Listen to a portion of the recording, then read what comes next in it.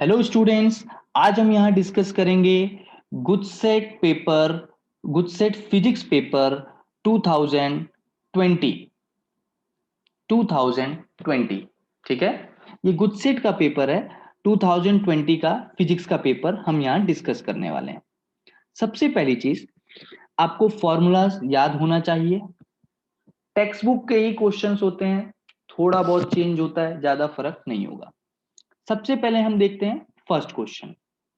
A sine voltage having maximum value of 283 volt and frequency of 50 hertz is applied to LCR series connection where R is 3 ohm, L 25.48 millihenry and C is 796 microfarad.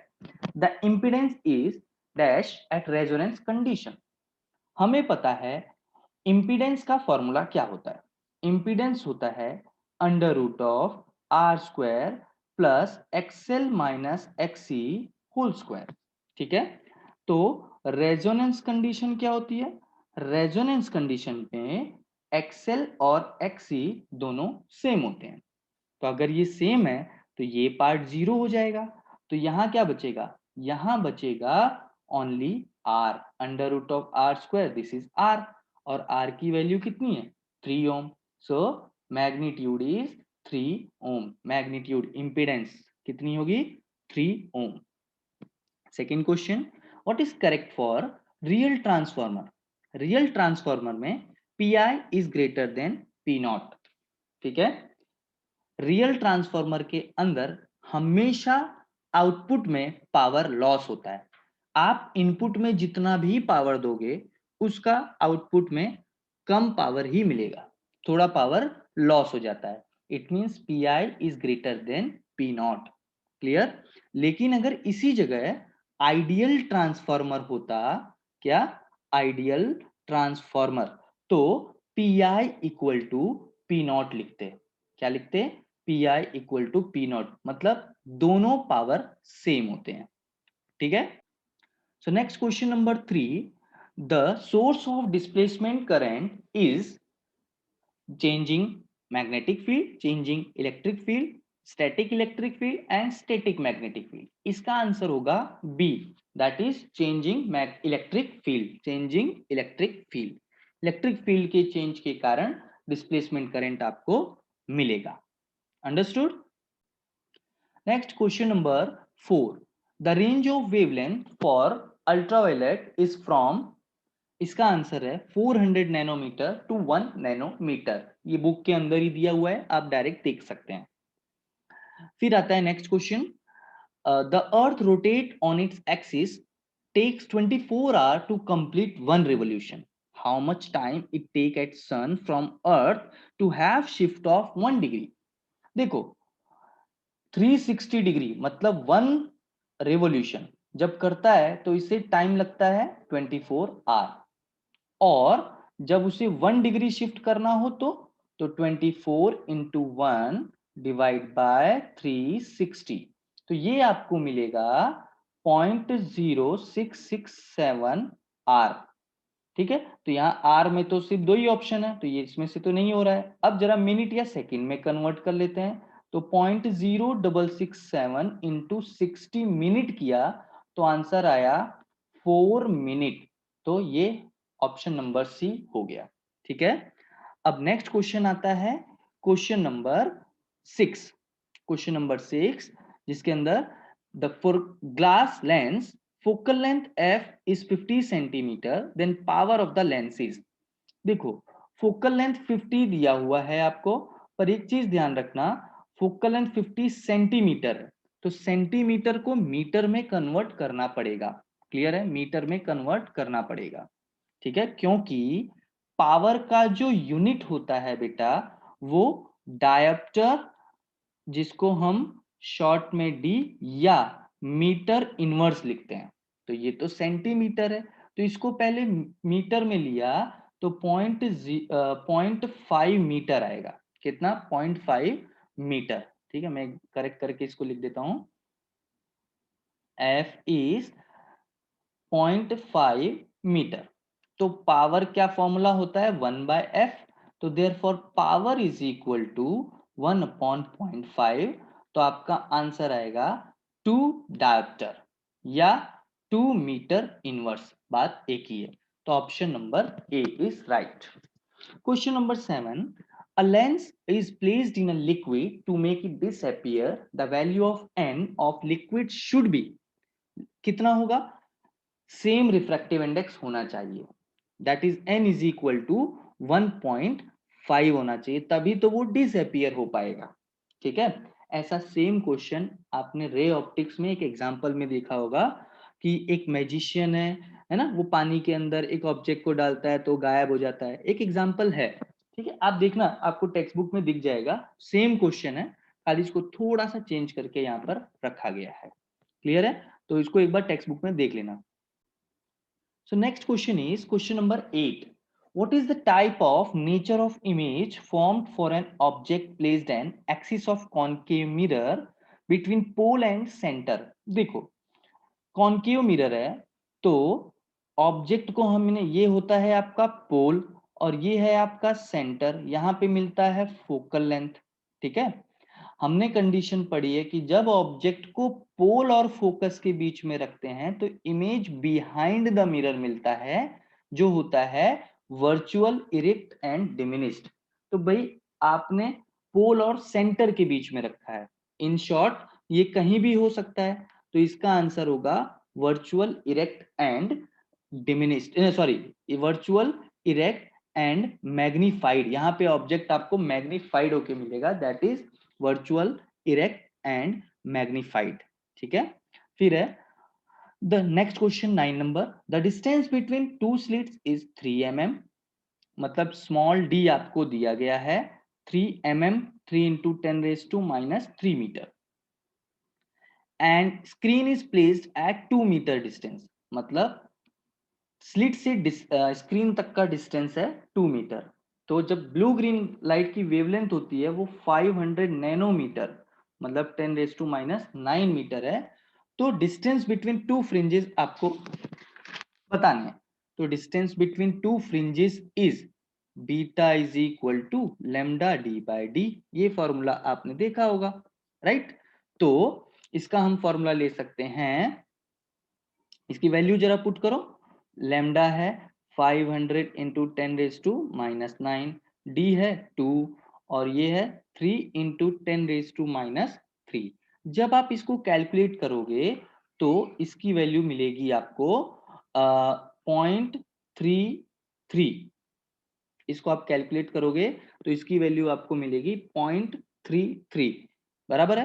तो इसका option है that is option number C. Clear हो गया, एक बार आप calculate करना इस चीज को। ठीक है, for what distance a ray optics is a good approximation when the aperture is, aperture मतलब एक डिस्टेंस दिया हुआ है आपको 4 mm, 4 into 10⁻³ metre, with a wavelength of 500 nanometre, means 500 into 10⁻⁹ metre. तो आपको बताना है किस डिस्टेंस पे हमें गुड अप्रोक्सीमेशन, मतलब अच्छा अप्रोक्सीमेशन मिल सकता है। तो हमने फ्रेजनल डिस्टेंस के बारे में पढ़ा है, यही फाइंड करना है आपको, है ना, यही आपको फाइंड करना है। मैं यहाँ पे थोड़ा इसको रब कर रहा हूं। ठीक है, तो फ्रेजनल डिस्टेंस आपको यहाँ पे फाइंड करना है। चलो, फ्रेजनल डिस्टेंस का फॉर्मूला क्या है, a² बाय लैम्डा।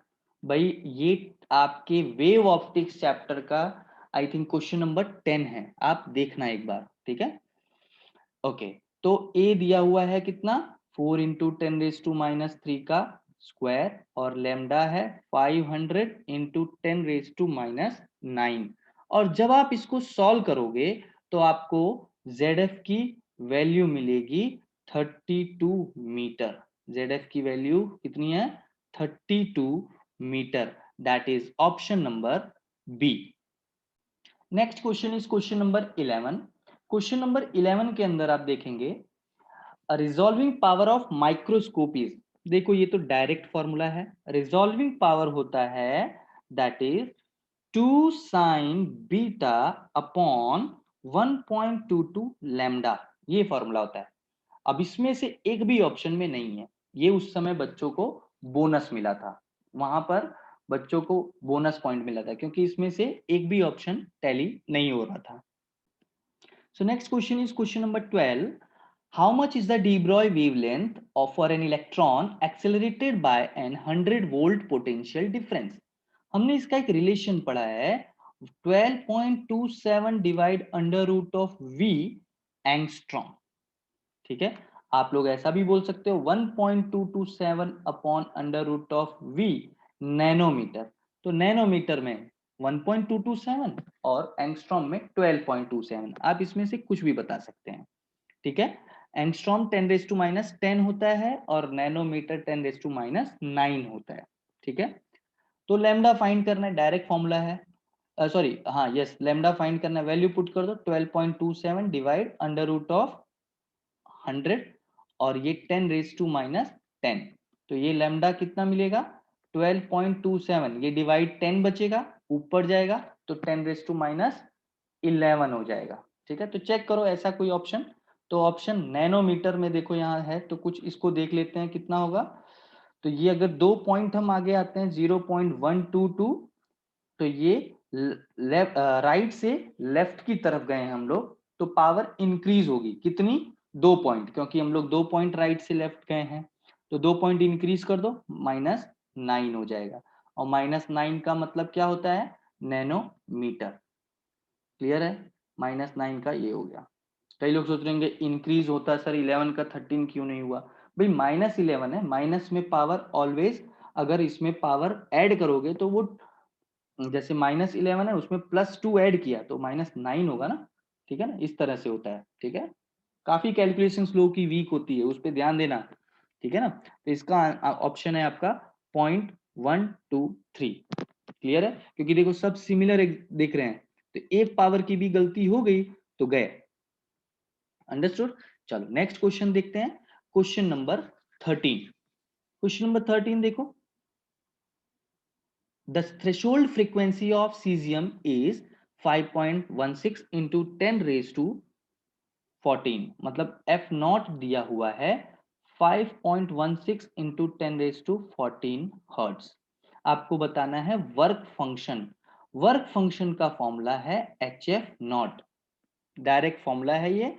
एच है Planck constant 6.6 into 10 raise to -34 और एफ नॉट है 5.16 इंटू 10 रेज टू 14। इसको सॉल्व करोगे आप तो आंसर आपको फाइ नॉट जूल में मिलेगा, इसलिए आप क्या करोगे इसमें divide by 1.6 into 10 raise to -19, तो आपको आंसर इलेक्ट्रॉन वोल्ट में आएगा, क्योंकि यहाँ आंसर आपको किस में निकालना है इलेक्ट्रॉन वोल्ट में।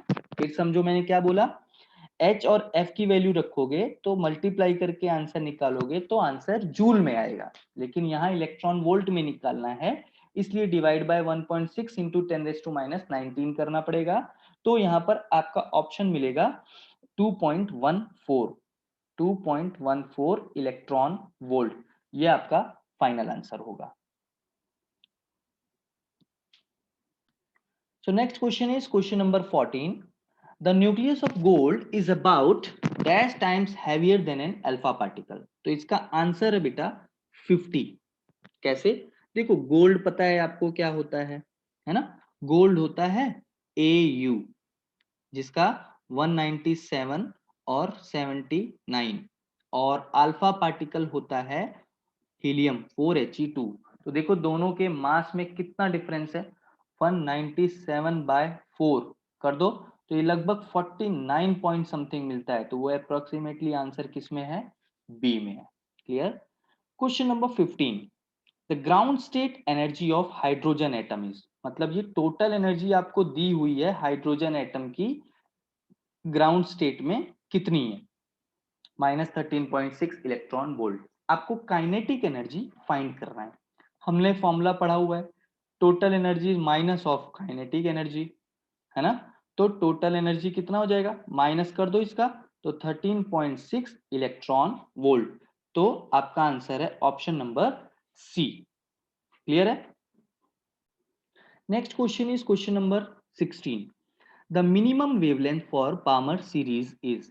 तो पहले वेवलेंथ ये फॉर्मूला लिख लेते हैं बार्मर सीरीज का, 1/λ r 1 अपॉन क्या था हमारे पास, 2 square minus 1 upon N square. और मिनिमम वेवलेंथ के लिए एन की वैल्यू कितनी हो जाती है, for lambda minimum N is infinity, N is infinity, ठीक है। तो 1 बाय लैम्डा क्या हो जाएगा, R 1 upon 2 square minus infinity square, 1 upon infinity 0, ये होगा 1 upon lambda is R by 4, therefore lambda is 4 upon R. तो ये आपका मिनिमम वेवलेंथ मिल गया 4 अपॉन आर, ठीक है। यहाँ पे मिनिमम वेवलेंथ हो गया, ये आपकी minimum wavelength. Okay okay, so next question is question number 17। देखो question number 17 is calculate the energy equivalent to 1 gram substance. Mass दिया हुआ है 1 ग्राम, जिसे हम ले सकते हैं 10⁻³ kg, और एनर्जी का फॉर्मूला पता है mc स्क्वायर। तो E है मास है 10⁻³ c होता है speed of light 3 into 10⁸ whole square है। तो E कितना मिल जाएगा आपको, 9 इंटू 10⁻13 जूल। तो ऑप्शन नंबर है आपका B. Understood. Next question is question number 18। Question number 18 में देखेंगे, in which process neutron is converted into proton. देखो न्यूट्रॉन कन्वर्ट हो रहा है प्रोटॉन में, तो देखो कब होगा, क्या एमिट होगा, तो इसके मास नंबर को बैलेंस करो। तो यहाँ पे मैं यहाँ पर लगाऊंगा 0 और 0 1 है, तो यहाँ पे लगाऊंगा -1। तो देखो क्या ये बैलेंस हो रहा है, 1 + 0 1, 1 - 1 0, यस बैलेंस हो रहा है। और इसके साथ एमिट होता है एंटी न्यूट्रिनो। पर यहाँ तो हमें सिर्फ पूछा है कि किस प्रोसेस में होगा, तो E-1 0, जिसे हम बीटा माइनस डीके बोलते हैं, beta minus decay. Next question is question number 19। The forbidden gap between conduction band and valence band is maximum for insulator. भाई तीन चीजें कंडक्टर पढ़ा है ना, कंडक्टर में ये होता है कंडक्शन बैंड, ये होता है वैलेंस बैंड, दोनों के बीच में गैप सबसे कम होता है किसमें, कंडक्टर में, और सबसे ज्यादा होता है किसमें, दैट इज इन इंसुलेटर। किसमें, इंसुलेटर। और सेमीकंडक्टर में एवरेज होता है ना, ये आपने पढ़ा हुआ है, तो पूछा है मैक्सिमम पूछा है, तो मैक्सिमम किस में होता है, that is in insulator, that is in insulator. Next question is question number 20। The below truth table is for which gate. तो देखो हमें पता है 0 0 1, देखो 0 0 1 हो रहा है, हमने और गेट पढ़ा है, एंड गेट पढ़ा है, दोनों में 0 0 0 होता है। इसका मतलब ये ऑप्शन और ये ऑप्शन तो नहीं है, तो इसका मतलब ये हुआ कि नॉर या नैंड में से एक हो सकता है। अब क्या होगा, देखो तो 0 0 इसमें 0 होता है, तो नैंड में, अब यहाँ पे नॉर लगा देते हैं, और नैंड, तो इसमें 1 और 1, चलो ये हो गया। अब आ जाओ 0 1, 0 और 1, और में क्या होता है, 1 होता है, और में कितना होता है 1, तो नॉर में क्या हो जाएगा 0, और 0 1 एंड में कितना होता है, शायद आपको समझने में थोड़ी प्रॉब्लम हो, लॉजिक गेट है, एकदम इजी पॉइंट है। देखो और गेट और एंड गेट, ठीक है ना, तो 0 0 0, इसमें भी 0 होता है, 0 1 और 1, और इसमें 0 होता है, 1 0 1, इसमें 0 होता है, 1 1 1, इसमें 0 होता है। ऐसा ही होता है ना, और एंड का टेबल आपने पढ़ा होगा, ये दो इनपुट दो, तो ये आउटपुट और का और ये आउटपुट एंड का मिलता है, लेकिन हमें तो ये आउटपुट देखना है। तो नॉर, नॉर मतलब और के साथ नॉट जोड़ दो तो नॉर बन जाएगा, है ना। तो नॉर में क्या हो जाएगा बताओ, ये 0 का 1, 1 का 0, तो ये मिलना चाहिए। और नैंड में क्या होगा, एंड के साथ नॉट जोड़ दो, तो 1 1, मैंने यहाँ पे उल्टा लिखा है, यहाँ पे 1 होना चाहिए था, 1 1 1, ठीक है। तो 1 1 1 0, मतलब ये आउटपुट मिलना चाहिए नैंड में, तो ये आउटपुट आपको मिल रहा है, तो ऑप्शन है आपका ऑप्शन नंबर डी, ठीक है, ये ऑप्शन नंबर डी आपका है। Next question is question number 21। For a pure silicon crystal, यहां पे आपको दिया हुआ है 5 × 10⁻28 एटम्स पर मीटर क्यूब। क्लियर, मतलब यहाँ पे नंबर ऑफ एटम्स दिए हुए हैं, 5 into 10 raised to 28 atoms per meter cube. It is doped by 1 ppm concentration of pentavalent arsenic. तो number of electrons and holes बताने हैं। आपने फॉर्मूला पढ़ा हुआ है, Ni² is Ne into NH। ठीक है, कुछ भी फाइंड कर सकते हैं, तो NH ले लेता हूं मैं, Ni² अपॉन Ne। तो एक बार Ni मिल जाए, कितना है Ni फाइंड करते हैं। Ni क्या होता है, देखो यहाँ पे गिवन दिया हुआ है, तो चलो Ni की प्रॉब्लम खत्म, Ne चाहिए।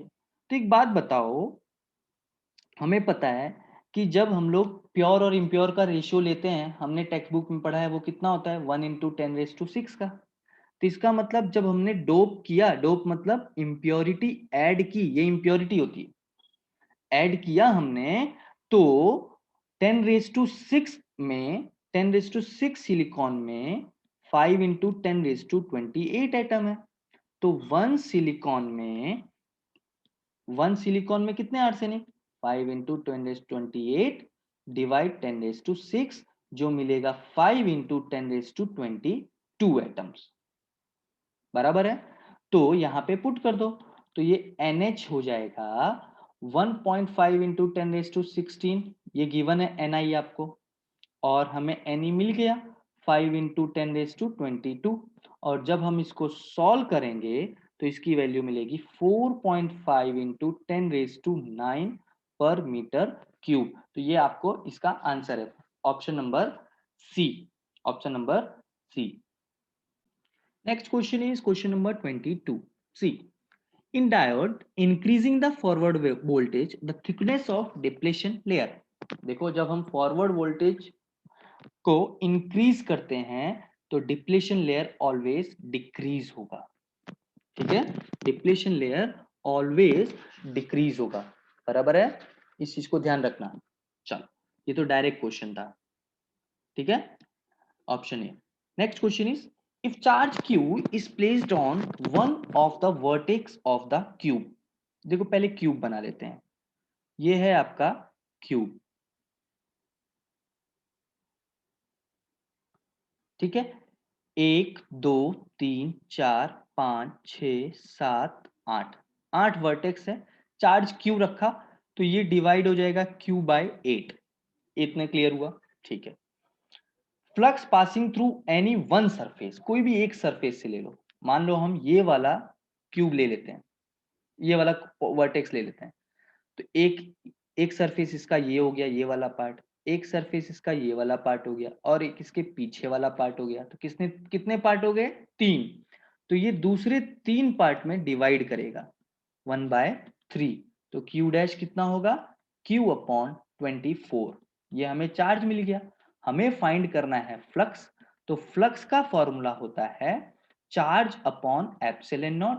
तो चार्ज कितना है, Q/24, और ये एप्सिलॉन नॉट। तो answer is Q/24 epsilon naught. So ये option is Q/24 epsilon not, ये हमने लिख दिया है। So next question is, 2 point electric charges 10⁻⁻8 coulomb and 10⁻⁻8 coulomb are placed 0.1 meter apart। देखो पहले तो ये दो चार्जेस रख लेते हैं, ये है 10⁻⁻8 माइनस में, और ये 10⁻⁻8 प्लस में। ठीक है, दोनों के बीच में डिस्टेंस है, that is 0.1 metre. Find the magnitude of total electric field at the centre of the line joining the two charges. Centre पे मतलब यहां पे। ठीक है, ये जो पॉइंट है, मान लो ये ए है, ये बी है, और ये ओ है, तो सेंटर पे फाइंड करना है। ऐसा ही सेम क्वेश्चन आपकी टेक्स्ट बुक का है, ये 0.05 मीटर, और ये भी 0.05 मीटर। तो देखो सबसे पहले इलेक्ट्रिक फील्ड ए पॉइंट के कारण कितना होगा, के क्यू अपॉन आर स्क्वायर।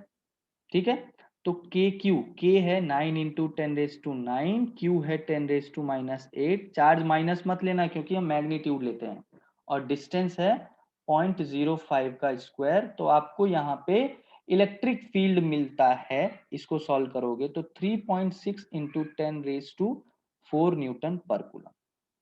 अब इलेक्ट्रिक फील्ड बी पॉइंट के कारण फाइंड करो, तो ये भी K Q upon R square. 9 into 10⁻⁹ है ना। इसकी वैल्यू जब हम फाइंड करेंगे तो ये हो जाएगा therefore E at point B is 9 into 10⁻⁹, charge है 10⁻⁻8, डिस्टेंस फिर से कितना है B पॉइंट से 0.05 का स्क्वायर, तो वापस कितना मिलेगा ये हमें, दैट इज 3.6 इंटू 10⁻⁴ न्यूटन पर कूलम। तो ये दो ए और बी पॉइंट पे मिल गए।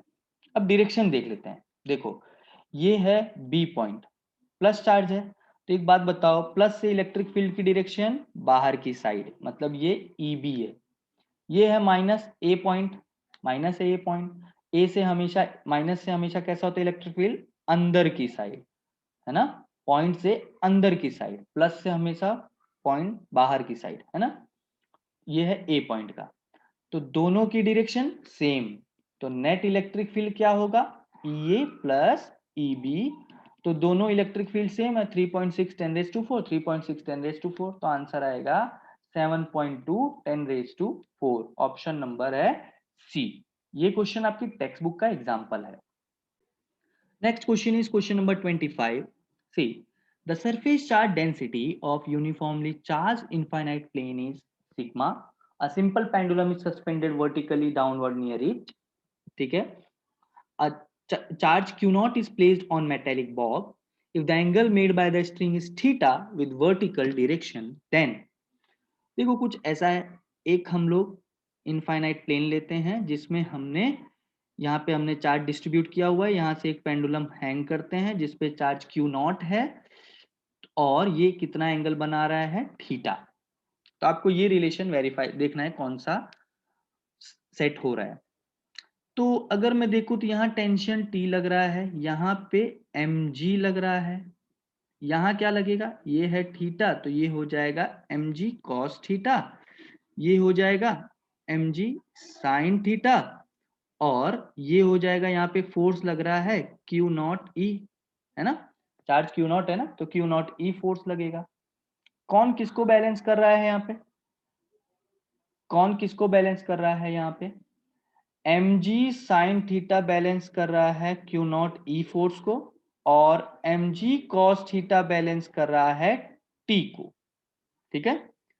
दोनों को डिवाइड कर दो तो mg mg कैंसिल हो जाएगा, sin theta upon cos theta is tan theta, और ये हो जाएगा Q not E upon T।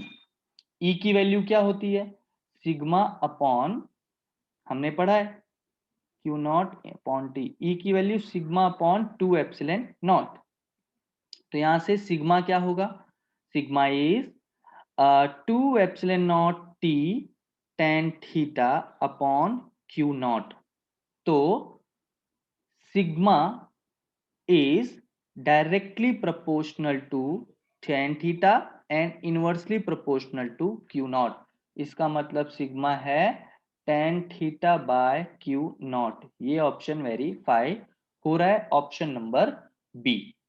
Clear. Next question is question number 26, मैं ये रफ कर रहा हूं यहाँ पे। क्वेश्चन नंबर 26 है आपका, the dimensional formula of polarization. देखो पोलराइजेशन का फॉर्मूला होता है dipole moment per unit volume, ठीक है। तो डाइपोल मोमेंट क्या होता है, 2a⁴, और वॉल्यूम होता है, वॉल्यूम का यूनिट वॉल्यूम होता है v, तो 2a⁴, याद करो 2a मतलब डिस्टेंस जिसका यूनिट हुआ मीटर, और चार्ज होता है कूलम, और वॉल्यूम होता है मीटर क्यूब, तो ये मीटर मीटर कैंसल, तो क्या मिलेगा, मीटर -2 कूलम। कूलम को मैं और क्या लिख सकता हूं, कूलम को मैं पहले तो कूलम को लिख लो C1, ठीक है। कूलम होता है एम्पियर सेकंड, पता है ना, कूलम का यूनिट एम्पियर सेकंड, तो क्या हो गया ये L -2, मीटर मतलब लेंथ, और ये एम्पियर सेकंड मतलब A1 T1, तो आंसर आएगा L -2 A1 T1, ठीक है। तो ये एक बार देख लेना है, डायमेंशन फॉर्मूला है, डायरेक्ट फॉर्मूला से निकाला है। Next question number 27। Question number 27. If relative permittivity for any substance is 80, then its electrical susceptibility. एक क्वेश्चन में मिस्टेक ये है, यहाँ पे रिलेटिव परमिटिविटी नहीं है, रिलेटिव परमिएबिलिटी है, ये एक मिस्टेक है, ठीक है। मतलब म्यू आर आपको फाइंड करना है, आपको साई ई ससेप्टिबिलिटी 80 दिया हुआ है, म्यू आर का सॉरी मैंने उल्टा क्वेश्चन पढ़ा, रिलेटिव परमिबिलिटी गिवन है, सॉरी दिस इज 80 और electric susceptibility psi E, electric susceptibility psi आपको फाइंड करना है। हमने फॉर्मूला पढ़ा है mu R is 1 plus psi E, so psi E is mu R minus 1, तो so psi is 80 minus 1, therefore psi is 79, so option is A, ठीक है, ये ऑप्शन देख लेना। नेक्स्ट क्वेश्चन है question number 28। 2 microfarad capacitor is connected with 50 volt and 3 microfarad capacitor is connected with 100 volt supply. तो देखो C1 is 2 microfarad, C2 is 3 microfarad, V1 is 50 volt, V2 is 100 volt. देखो ये कॉमन पोटेंशियल का formula है, common potential का direct formula है, text book के अंदर नहीं दिया हुआ है, इसलिए आपको एक्स्ट्रा पढ़ना पड़ेगा। C1 V1 plus C2 V2 upon C1 plus C2, ये फॉर्मूला कॉमन पोटेंशियल का है, इसको याद कर लेना। सारी वैल्यू रखते हैं, 2 माइक्रोफेराड है और 2 इंटू यहाँ पे V1 है 50 प्लस C2 कितना है, C2 है 3, ये है 100 और यहाँ पे C1 प्लस C2 मतलब 2 प्लस 3, माइक्रो माइक्रो कैंसिल हो गए यूनिट्स, और ये जब पूरा सॉल्व करते हैं हम लोग तो इसकी वैल्यू आती है 100 प्लस 300, 400/5, 400/5 दैट इज 80 वोल्ट, तो ये आपका 80 volt is right answer, option number C. Clear? आगे देखो, next question is question number 29।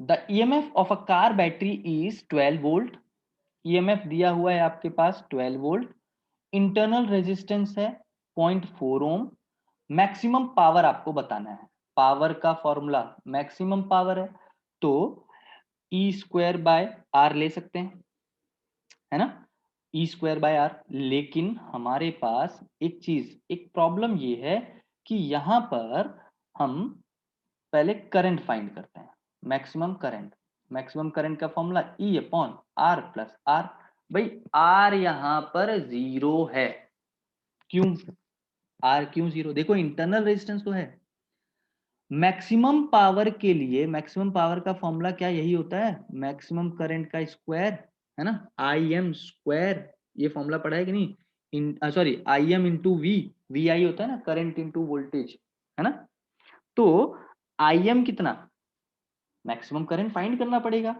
अब मैक्सिमम करंट के लिए ये पार्ट डिनोमिनेटर सबसे कम होना चाहिए, पर स्मॉल आर इंटरनल रेजिस्टेंस तो दिया हुआ है, तो इसका मतलब ये कितना होना चाहिए 0, तो आई मैक्स कितना मिलेगा, ई मतलब 12, स्मॉल आर मतलब 0.4, तो ये मिल जाएगा आपको 30 एम्पियर, और ये 30 एम्पियर तो मैक्सिमम पावर इज 30 इंटू ये ई कितना आपके पास, ई इज दैट इज 12, तो ये हो जाएगा आपके पास maximum power is, maximum power is that is 360 watt, 360 watt। आप डायरेक्ट ये भी लगा सकते हैं, maximum power is E square by R, ठीक है ना, ई जैसे आपके पास दिया हुआ है ना 1200 और इसको डिवाइड बाय आर मतलब 0.4 कर दो, आंसर आ जाएगा, ठीक है ना, क्योंकि यहाँ पे सिर्फ इंटरनल रेजिस्टेंस ले रहे हैं इसलिए। क्लियर है? तो ये पॉइंट आप एक बार देख लेना, कोई डाउट हो तो मुझे मैसेज करना। क्वेश्चन नंबर 30, बेटा ये सेम क्वेश्चन आपकी टेक्स्ट बुक का है, एग्जाम्पल नंबर 3.4, तो वो आप ट्राई करना, बराबर, इसका आंसर ये आता है ए। इसमें कोई भी डाउट हो तो आप मुझे मैसेज करना, ये एकदम इजी क्वेश्चन है, मैसेज करना अगर समझ ना आए तो, क्लियर। सो नेक्स्ट क्वेश्चन लेते हैं, question number 31। One electric cell having EMF 2 volt, internal resistance 0.1, मतलब E1 is 2 volt, V1 A sorry internal resistance है ना, तो internal resistance R1, E1 is 2 volt, R1 is 0.1 ohm, E2 is 4 volt and R2 is 0.2 ohm, ये दिया हुआ है. And other electric cell having EMF of 4 volt and internal resistance of 0.2 ohm are connected in parallel to each other, then its equivalent EMF will be. Equivalent EMF in parallel हमने पढ़ा हुआ है, that is E1 R2 E2 R1 upon R1 plus R2. ये सारी value आप put करो. E1 is 2, R2 is 0.2 plus E2 is 4, R1 is 0.1, so 0.1 plus 0.2, तो E equivalent मिलेगा आपको 2.67 volt. That is option number C. ये direct, ये भी फॉर्मूला बेस्ड है. So next question is question number 32. The source of magnetic field is dash and source of electric field is dash. Source of magnetic field क्या होता है भाई? Moving charge and current. Moving charge move होगा तो current मिलेगा, उसके कारण magnetic field मिलेगा. इसका मतलब चार्ज एंड करंट. और source of electric field is charge.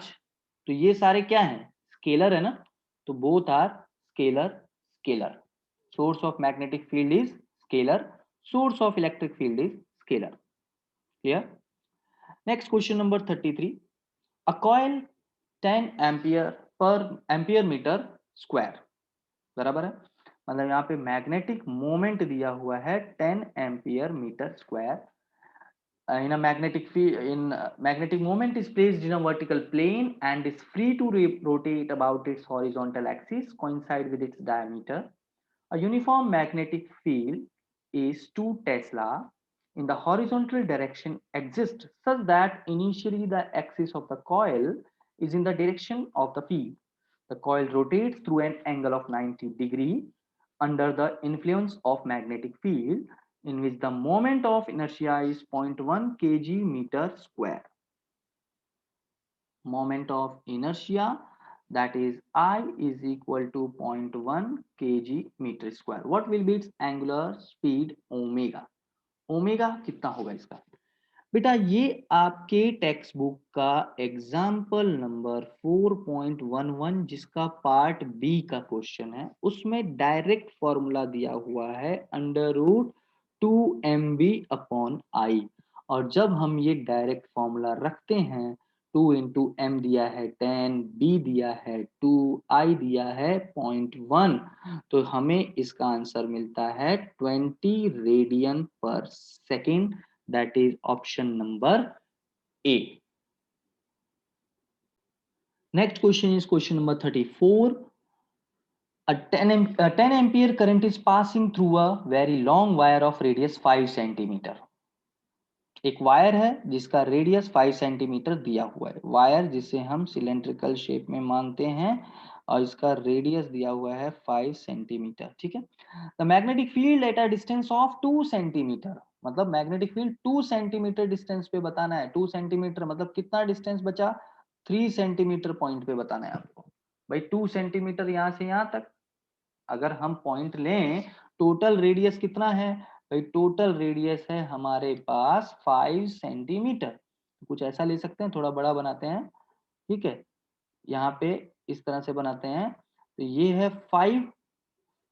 ठीक है, तो हमें 2 सेंटीमीटर पे लेना है, मतलब 2 सेंटीमीटर मतलब बचा ये, तो ये रिमेनिंग कितना बचा? 3 सेंटीमीटर.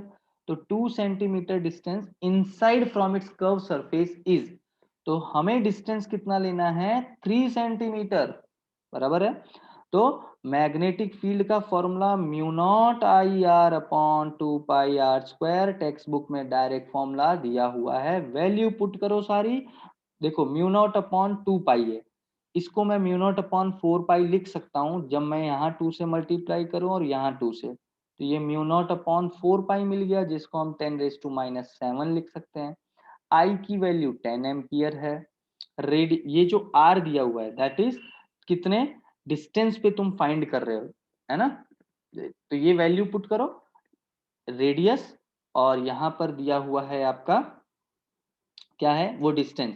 तो सारी वैल्यू जब आप पुट करोगे तो आपको यहाँ पर जो आंसर मिलेगा ये मिलेगा 2.4 इंटू 10⁻⁻5 टेस्ला।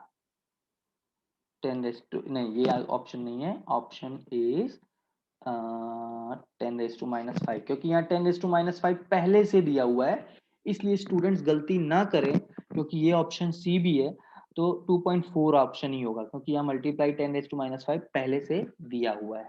ठीक है, तो ये भी डायरेक्ट फॉर्मूला बेस्ड था, आप यहाँ पे देखेंगे तो आपको समझ आ जाएगा। क्लियर है सबको?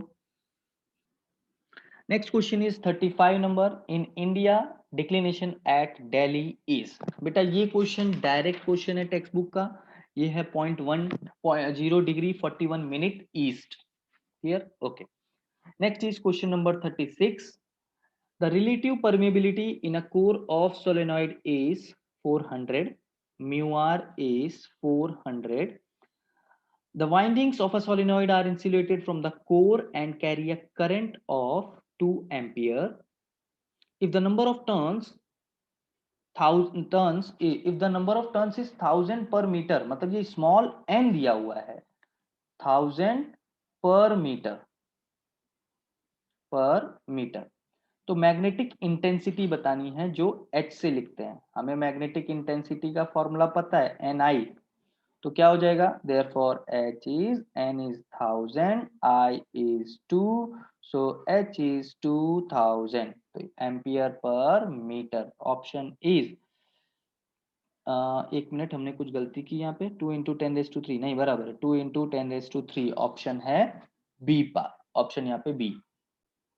Next question is question number 37, the coil having 1000 turns and area of 0.10 meter square, n is equal to 1000 turns, area is 0.10 meter square and magnetic field is 0.01 Tesla.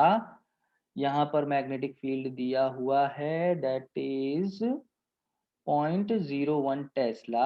आपको बताना है मैक्सिमम ईएमएफ, एसी जनरेटर में पढ़ाया था, maximum EMF is N A B omega, maximum EMF का ये formula है। ठीक है, तो ये वैल्यू पुट करो, यहाँ पर हम वैल्यू देखेंगे यहाँ पे सबसे पहले।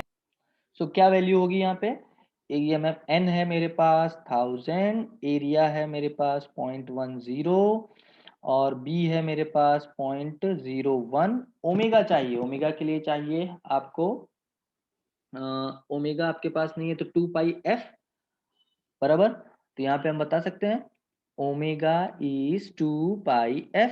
अब फ्रीक्वेंसी है कुछ देख लेते हैं, it rotates at half revolution per second, मतलब फ्रीक्वेंसी कितनी है यहाँ पे, दैट इज हाफ, तो ये कैंसल, तो ओमेगा मिल गया पाई रेडियन पर सेकेंड, तो ओमेगा कितना मिल गया पाई।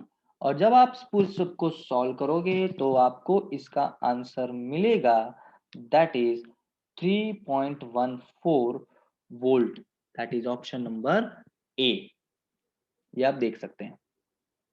So next question is question number 38, out of the following given loops, in which loop the direction of induced current is from A to C to B, direction of induced current A to C to B किस में होगा, देखो option number D में होगा। जी मैं आपको video में इतने अच्छे से एक्सप्लेन शायद ना कर पाऊँ, क्योंकि इसमें हैंड मूवमेंट और ये सब जरूरी है, हम लोग थंब रूल यूज करते हैं डायरेक्शन के लिए, आप फिर भी ट्राई करना एक बार। देखो यहाँ पे क्रॉस दिया हुआ है, क्रॉस का मतलब है मैग्नेटिक फील्ड इनसाइड, ये कहाँ जा रहा है, बाहर की साइड, तो अकॉर्डिंग टू लेंस लॉ ये उसको अपोज करेगा, ये इनसाइड है तो इसको बोलेगा भाई तू भी अंदर आ, ये बाहर जा रहा है लेकिन ये इसको क्या बोलेगा, तू भी अंदर आ। तो अपने अपने थंब को अंदर की साइड रखो और अपने फिंगर को कर्ल करो, तो आपकी फिंगर ए से सी, ए टू सी बी इस तरह जाएगा, ए सी बी इस डायरेक्शन में जाएगा। अगर आप थंब को अंदर की साइड रखते हैं तो आपकी फिंगर इस तरह से क्लॉक डायरेक्शन में, क्लॉकवाइज डायरेक्शन में जाएगी। क्लियर है? तो ये आप एक बार देख लेना, समझ आ गया? चलो, तो अभी आप बोलो सर यहाँ भी हो सकता है, यहाँ नहीं हो सकता, उसका रीजन है क्योंकि ये क्रॉस है, अंदर है, क्रॉस का मतलब इनसाइड, और ये अंदर ही आ रहा है। अकॉर्डिंग टू लेंस लॉ ये इसको अपोज करेगा। ये क्रॉस है अंदर की साइड, तो ये इसको बोलेगा भाई तू बाहर निकल, क्योंकि ये खुद अंदर आने की कोशिश कर रहा है। लेंस लॉ यही तो बोलता है कि भाई तुम अगर अंदर आओगे तो तुम्हें मैं बाहर भेजूंगा, और तुम अगर बाहर जाओगे तो मैं तुम्हें अंदर बुलाऊंगा। ऐसा ही तो बोलता है लेंस लॉ, है ना। तो ये अंदर आ रहा है, पहले से देखो ये अंदर आ रहा है, तो लेंस लॉ के हिसाब से इसको कहाँ भेजना है, बाहर। तो अपने थंब को बाहर की तरफ रखो, तो बाहर की तरफ रखोगे तो आपका फिंगर क्लॉक एंटी क्लॉकवाइज मतलब ए बी सी में जाएगा। तो इस तरह से ये रूल आप देख सकते हैं, लेंस लॉ पढ़ा होगा तो उससे आप क्लियर कर सकते हैं। ये ऑप्शन नंबर डी हम बता सकते हैं, ठीक है। सो 39 number, which is not the unit of inductance. देखो इंडक्टेंस का यूनिट हेनरी होता है, ये हमें पता है। फिर इंडक्टेंस का फॉर्मूला देखते हैं। हमने पढ़ा है L is equal to five, हमने पढ़ा है ना, five is equal to L I, therefore L is equal to five upon I, है ना। तो फाइव मतलब क्या होता है, वेबर, है ना। फाइव का यूनिट वेबर, आई मतलब करंट मतलब एम्पियर, तो वेबर पर एम्पियर ये भी यूनिट होता है। चलो तीसरा देख लेते हैं। हमने एक और फॉर्मूला पढ़ा है -L/di/dt, तो L कितना होगा, -e/dt/di, मतलब क्या यूनिट हो गया, E मतलब वोल्ट, T मतलब सेकंड, I मतलब करंट, वोल्ट सेकंड पर एम्पियर, तो ये B यूनिट हो गया, मतलब ये यूनिट आपका नहीं होगा, ठीक है। तो ये यूनिट आपका नहीं होगा, ये ध्यान से देख लेना। अच्छा एक यूनिट इसका और हो सकता है, एक और हो सकता है, कौन सा, V मतलब वोल्टेज, है ना। देखो वोल्टेज का यूनिट और क्या लिख सकते हैं, करंट इनटू रेजिस्टेंस, याद करो। तो करंट इनटू रेजिस्टेंस लिख सकते हैं ना, करंट मतलब एम्पियर, रेजिस्टेंस मतलब ओम, और सेकंड एम्पियर पहले से यहाँ दिया हुआ है। वोल्ट की जगह करंट इनटू रेजिस्टेंस होता है कि नहीं, ये कैंसल। तो एक और यूनिट हो गया ओम सेकंड, तो जो यहाँ नहीं है पर आपको याद रखना है, ताकि अगर आवे तो कंफ्यूज नहीं होना है, ठीक है। ओके, सो लास्ट क्वेश्चन देखते हैं यहाँ पे, question number 14। A bulb of 100 watt rating, power दिया हुआ है आपको, power is 100 watt and power supply V that is 220 volt, ठीक है। पावर सप्लाई 220 वोल्ट दिया, रेजिस्टेंस आपको फाइंड करना है। हमने फॉर्मूला पढ़ा है P is equal to V square by R, तो P V कितना है 220 स्क्वायर अपॉन R कितना है, दैट इज सॉरी हमें पावर नहीं, हमें रेजिस्टेंस फाइंड करना है ना। सो रेजिस्टेंस का फॉर्मूला हो जाएगा आपका, that is V square by P. So V है हमारे पास 220 स्क्वायर, वी है 220 और उसका स्क्वायर हो जाएगा, और पावर है 100, और जब हम इसको सॉल्व करेंगे तो इसका आंसर मिलता है 484। अब यहाँ पे दो है 484, आपको क्या फाइंड करना है, आपको यहाँ फाइंड करना है पावर रेजिस्टेंस।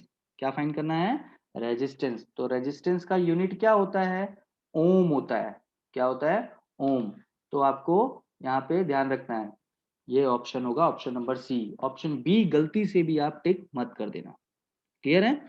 सो ये हमने आज सॉल्व किया गुडसेट पेपर 2020 फिजिक्स का पेपर यहाँ पूरा सॉल्व किया। कोई भी डाउट हो आप मुझे मैसेज कर सकते हैं, कुछ भी प्रॉब्लम हो आप मुझे व्हाट्सएप कर सकते हैं, मेरा नंबर भी मैसेज में लिखा हुआ है, ठीक है। Thank you.